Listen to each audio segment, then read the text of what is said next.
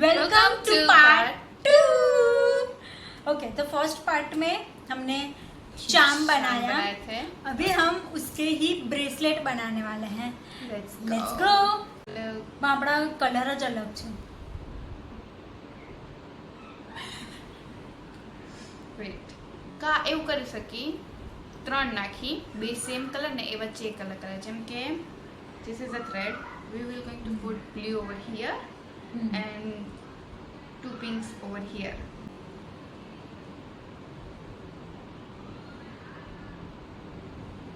Now purple.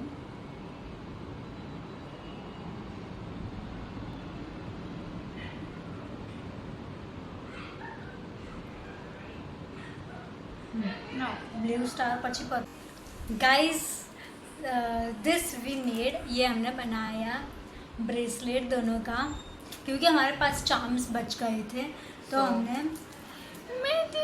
ये हमने bracelet भी बनाया मैचिंग मैचिंग। yes और and matching with mine.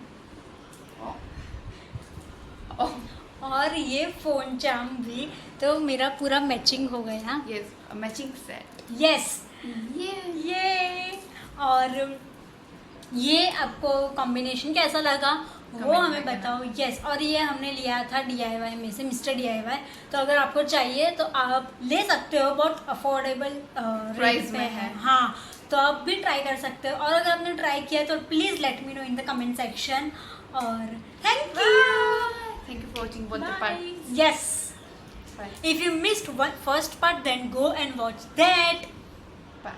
Bye.